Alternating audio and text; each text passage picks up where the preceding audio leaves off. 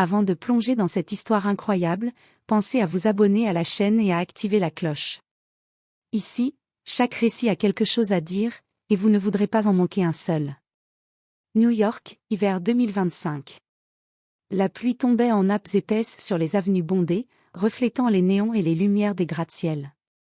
Dans un accident de voiture spectaculaire, Jonathan Harper, milliardaire célèbre pour ses entreprises technologiques, avait été transporté d'urgence à son Penthouse, transformé en chambre d'hôpital improvisée. Les sirènes s'étaient tues, mais le silence dans l'appartement était assourdissant. Jonathan était là, immobile, allongé sur le lit king size, relié à des machines bourdonnantes et des écrans clignotants. Son visage, autrefois vibrant de vie et de confiance, était désormais pâle et inexpressif. Les médecins parlaient de « coma profond », de dégâts cérébraux possibles.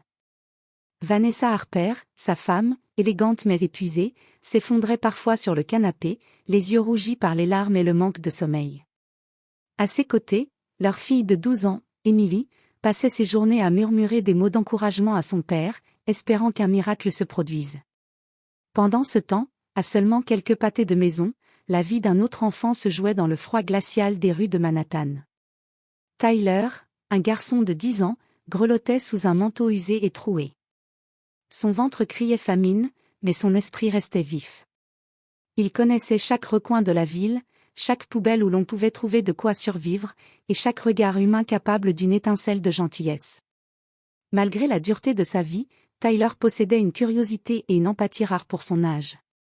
Ce soir-là, poussé par la faim et un étrange pressentiment, Tyler s'aventura dans le quartier où vivait Jonathan. Il ne savait pas encore que son destin allait croiser celui d'un homme endormi depuis 2 ans. Lorsqu'il aperçut la lumière tamisée du Penthouse, quelque chose l'attira vers l'intérieur, un mélange d'intuition et de compassion inexplicable. Alors qu'il passait discrètement près du lit de Jonathan, Tyler posa sa main sur le bras de l'homme immobile. La peau glacée du milliardaire contre la main tiède du garçon créa un frisson inattendu. Les moniteurs clignotèrent différemment. Un léger mouvement, imperceptible pour Vanessa, mais suffisant pour que le destin commence à changer. Dans cette rencontre silencieuse et improbable, la vie de deux mondes opposés, la richesse et la misère, le désespoir et l'innocence, allaient s'entrelacer pour créer un miracle que personne n'aurait pu imaginer. Le vent hivernal s'engouffrait dans les rues de Manhattan, mordant la peau de Tyler. Ses mains gardaient précieusement un petit sac contenant quelques miettes de pain volées dans une boulangerie du coin. Mais ce soir-là, quelque chose le poussait à aller plus loin que d'habitude. Une force qu'il ne comprenait pas le guida jusqu'au Penthouse des Harper, un immense bâtiment aux vitres étincelantes et aux lumières chaleureuses, si différent de l'obscurité de ces nuits dans la rue. Il escalada une petite grille à l'arrière du jardin et se retrouva dans un couloir faiblement éclairé par la lumière filtrant des fenêtres. Là, il aperçut Jonathan Harper, allongé, immobile, les machines respirant à sa place. Le garçon sentit une émotion étrange, presque magnétique. Il s'approcha du lit et posa sa main sur le bras froid du milliardaire. Au même moment, Vanessa Harper, épuisée, entra dans la chambre, un plateau de médicaments à la main. Elle eut un sursaut en voyant Tyler, un petit garçon inconnu, les yeux grands ouverts devant son mari endormi. « Qui es-tu » demanda-t-elle, la voix tremblante. Tyler ne dit rien. Son regard resta fixé sur Jonathan. Puis, presque imperceptiblement, les doigts du milliardaire frémirent sous la main du garçon. Vanessa s'approcha, le cœur battant. Elle appela immédiatement l'infirmière, paniquée. « Docteur Simmons. Venez vite, je crois, il a bougé. » Le médecin arriva en quelques minutes, sceptique mais attentif. Les moniteurs confirmaient un changement minime mais réel, une réaction nerveuse que personne n'avait observée depuis plus de 2 ans. Tyler, lui, ne comprenait pas la portée de ce geste. Il savait seulement que quelque chose de puissant venait de se produire. Jonathan Harper, cet homme qui semblait inaccessible et éternellement endormi, avait réagi à son contact. Emily, qui était restée silencieuse dans un coin, s'avança timidement et prit la main de Tyler. Ses yeux brillaient d'un mélange d'admiration et de gratitude. « Merci » murmura-t-elle. Ce soir-là, dans le silence feutré du Penthouse, un lien invisible se forma entre l'enfant sans abri et l'homme endormi. Un lien qui allait bouleverser à jamais la vie de tous ceux qui se trouvaient dans cette pièce. Le destin venait de poser les premières pierres d'un miracle. Les jours qui suivirent furent étranges et intenses. Tyler revenait presque chaque soir aux Pentouzes, comme attiré par une force qu'il ne comprenait pas. Chaque fois qu'il posait sa main sur Jonathan, une réaction infinitésimale apparaissait, un frisson, un mouvement imperceptible de la paupière, un léger soupir. Les médecins restaient stupéfaits, jamais un patient dans un coma aussi profond n'avait montré une telle sensibilité à une présence extérieure, et encore moins à un enfant inconnu. Vanessa, encore sous le choc de cette découverte, commença à observer Tyler de plus près.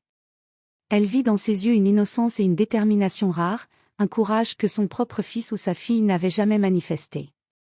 Emily, fascinée, s'attachait davantage à lui, lui apportant parfois un sandwich ou une couverture pour qu'il ne souffre pas du froid. Un matin, après une nuit entière passée à veiller Jonathan, Tyler posa sa main sur la poitrine du milliardaire, là où le cœur battait faiblement. Soudain, un souffle traversa les lèvres de Jonathan. Puis ses yeux se froncèrent, et enfin, lentement, il ouvrit les yeux. Le monde reprit ses couleurs pour lui après 2 ans de ténèbres. « Où suis-je » murmura-t-il, la voix rauque, incertaine. Tyler recula légèrement, effrayé, mais Emily se précipita pour l'aider. « Papa, c'est moi, Emily. Tu es à la maison. Tu es réveillé. » Jonathan cligna des yeux, peinant à se souvenir de ce monde extérieur qu'il avait quitté depuis si longtemps. Ses yeux tombèrent sur Tyler, qui le regardait avec une sorte d'émerveillement tranquille. « Et toi, qui es-tu » demanda Jonathan d'une voix faible mais curieuse. « Je m'appelle Tyler » répondit le garçon, timide. Jonathan sentit un lien immédiat avec cet enfant.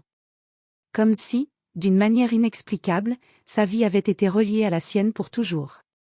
Les médecins et Vanessa observaient la scène, bouche bée. Un simple enfant avait réveillé un homme endormi depuis 2 ans. Au fil des jours suivants, Jonathan commença à retrouver lentement ses forces. Chaque visite de Tyler stimulait ses muscles et son esprit. Sa voix, d'abord faible, retrouva peu à peu sa puissance, ses mouvements, d'abord hésitants, devinrent plus sûrs. Les experts parlaient de « miracle médical », mais Jonathan savait qu'il y avait plus que la médecine derrière cela, c'était le cœur et l'âme de ce garçon qui l'avait ramené à la vie. Ce miracle inattendu changea tout. Jonathan se rendit compte que sa fortune, sa carrière, tout ce qu'il possédait, n'avait pas de sens sans les liens humains, sans la compassion et l'innocence que Tyler incarnait. Et Tyler, de son côté, sentait que sa vie allait enfin prendre un tournant qu'il n'aurait jamais imaginé. Ce soir-là, alors que la ville brillait sous les lumières hivernales, Jonathan Harper regarda Tyler et murmura. « Tu m'as sauvé, sans même savoir comment. » Tyler, gêné mais heureux, sourit timidement. Il venait de découvrir que même les plus petits gestes peuvent provoquer les plus grands miracles. Quelques semaines après le réveil miraculeux de Jonathan, la vie aux Pentouzes des Harper changea radicalement. Tyler n'était plus seulement un visiteur discret, il était devenu un membre précieux de la famille, un symbole vivant de courage et de résilience. Vanessa, d'abord méfiante, s'ouvrit totalement à lui. Elle voyait en lui non seulement un enfant perdu, mais aussi une force capable de guérir des blessures invisibles. Emily, elle, était devenue inséparable de Tyler. Ensemble, ils riaient, jouaient et partageaient leurs histoires de vie, comblant les silences laissés par l'absence prolongée de Jonathan. Jonathan, désormais rétabli, ressentait un mélange d'émerveillement et de gratitude. Il commença à comprendre qu'il avait vécu 2 ans dans un isolement qui lui avait fait perdre tout contact avec ce qui comptait vraiment. Tyler, par sa simplicité et sa générosité, lui rappelait l'essentiel, l'amour, la compassion et l'attention aux autres. Un après-midi, alors qu'ils étaient tous réunis dans le grand salon baigné de lumière, Jonathan prit Tyler à part. « Écoute, Tyler, tu m'as sauvé la vie, » dit-il avec émotion. « Je veux que tu restes avec nous. Pour toujours. » Tyler, surpris et un peu intimidé, secoua la tête. « Mais, je suis juste un gamin de la rue. » « Non, tu es plus que ça. Tu es courageux, généreux et tu as un cœur énorme. Et cette maison, elle sera toujours la tienne aussi. » Cette conversation marqua un tournant. La famille Harper prit officiellement Tyler sous son aile. Jonathan lança également une initiative philanthropique destinée à aider les enfants sans abri, inspirée par celui qui avait littéralement changé sa vie. Des équipes furent créées pour offrir un toit, de la nourriture et une éducation aux enfants défavorisés de la ville. Pour Tyler, la vie prenait enfin un sens. Plus de nuits glaciales dans la rue, plus de faim incessante. Il découvrit le confort, la sécurité et surtout l'amour d'une famille. Mais il restait humble, conscient de ses origines et désireux de partager son expérience pour aider d'autres enfants comme lui. Ce fut également un changement pour Jonathan et Vanessa. La richesse et le pouvoir n'avaient jamais suffi à combler le vide laissé par la solitude. Mais Tyler, par sa pureté et son courage, leur montra que le vrai trésor se trouvait dans les liens humains, dans les gestes sincères et désintéressés. Le Pentouse, autrefois silencieux et froid, était désormais rempli de rires, de conversations et d'espoir. Tyler avait transformé non seulement sa vie, mais aussi celle des Harper. Et alors que l'hiver laissait place au printemps, chacun sentait que le miracle qui les avait réunis n'était que le début d'une nouvelle aventure. 2 ans avaient passé depuis le réveil miraculeux de Jonathan Harper. La famille avait traversé des moments de joie, de rire, mais aussi de réflexion profonde. Tyler, autrefois un enfant des rues, était désormais un adolescent épanoui et confiant, symbole vivant de courage et de résilience. Jonathan et Vanessa avaient créé une fondation en son honneur, destinée à aider les enfants sans abri à retrouver un foyer, une éducation, et surtout, l'espoir. La fondation organisait régulièrement des événements pour sensibiliser la société, mais également pour montrer que parfois, les plus petits gestes peuvent provoquer les plus grands miracles. Ce jour-là, un gala était organisé dans le grand auditorium de Manhattan. Tyler, au centre de l'attention, monta sur scène pour s'adresser aux invités. Les lumières brillaient autour de lui, mais son regard était fixé sur Jonathan et Emily, assis au premier rang, les larmes aux yeux. « Je n'aurais jamais imaginé, » dit Tyler, la voix tremblante mais déterminée, « que ma vie pourrait changer à ce point. Mais ce que j'ai appris, c'est que chacun d'entre nous peut faire la différence. Même un petit geste, même un simple contact, peut transformer une vie. » Les applaudissements résonnèrent dans la salle, mais pour Tyler, le plus important n'était pas la reconnaissance. C'était le sourire de Jonathan, le regard fier de Vanessa et la complicité sincère avec Emily. Il avait trouvé sa place, un foyer et une famille qu'il aimait pour ce qu'il était. Après le gala, Jonathan prit Tyler à part et lui dit : « Tu sais, fils, tu as changé ma vie. Sans toi, je serais encore perdu dans l'obscurité. Et je veux que tu saches que cette maison, cette famille, c'est pour toi aussi, pour toujours. » Tyler sourit, les yeux brillants, et prit la main de Jonathan. Ensemble, ils marchèrent dans le jardin du Pentouse, là où tout avait commencé. Le vent frais caressait leurs visages et les lumières de la ville scintillaient comme un rappel que même dans l'obscurité, la lumière finit toujours par briller. Ce qui avait commencé comme une rencontre improbable entre un enfant sans abri et un milliardaire endormi s'était transformé en une histoire de rédemption, de compassion et de miracle. Tyler avait appris que la vie pouvait offrir des secondes chances inattendues, et Jonathan avait redécouvert que la vraie richesse se mesurait en amour et en humanité. Et dans le silence du jardin illuminé, tous savaient que ce nouveau départ n'était que le début d'un avenir plein de promesses.